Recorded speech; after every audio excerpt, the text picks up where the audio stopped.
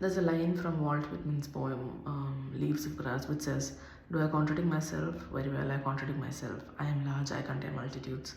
The very first time I read this quote was while I was trying to read Ulysses. I still haven't finished Ulysses, but ever since I read this, which was, I'm guessing, more than 10 years ago, uh, I told myself that this is the line that should appear on my epitaph. Mostly because I have always lived a life of contradictions. I don't know if it was conscious or unconscious, but most of the things that's happened in my life have been contradictory in one sense or the other. And the older I get, the more I am trying to come to terms with the fact that life will always be a sum of contradictions.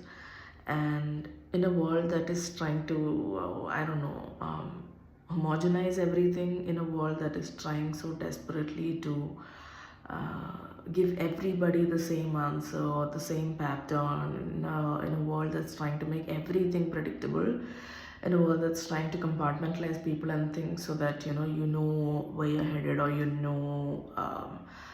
how to approach somebody, or how to think.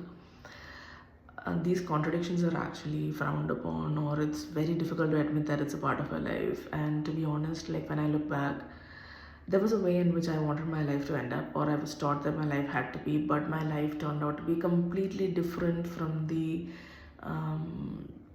picture that I had of it when I was, say, 15, 16, or when I was 20. I had like this whole other picture, but my life turned out to be a completely different story. And when I became an atheist, I thought I would lose touch of everything that had to do with faith, even like memories of my faith as well. But I'm someone who still enjoys Christian music. I'm still somebody who will cry when I listen to like moving songs, even if it's spiritual songs, even if it's Christian song, or I don't know, whatever religious song it is, even if it's moving, I will listen to it. And every time my parents hear, like, watch me listen to Christian songs, or they ask me, how come you're still listening? That means God is still in you. And I tell them, no, God is not in me. I just love this music. And it's not just about faith, there are, like, for example, even physical appearance for that matter. Oh my God, the kind of contradictions I've heard, the kind of contradictions that still come up to me. For example, I'm someone who loves tattoos. I believe that my skin is mine and it is a place, and I believe that the older I get, I should fall in love with my skin. And if I wake up with something on my skin, it should be something that I can look to and feel hopeful or happy or cheerful about, or something that will move me to thinking about something that I love thinking about. So to me, my skin is basically a blank canvas. It's a canvas where I will fill it with things that I love. And people tell me how, when they see like people with tattoos, they think that they have like this,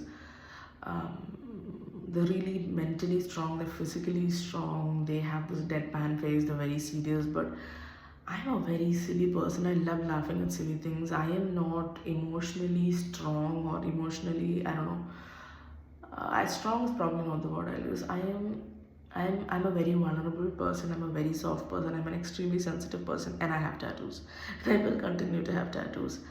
And it's not just the tattoos. I don't know, when people see certain piercings or certain hairstyles or certain appearances, we have this tendency to, oh, that person's probably like that. But no. And also when people hear that I write, or that even long before, like when my book came out, people actually thought that I'm a very serious person. I am not.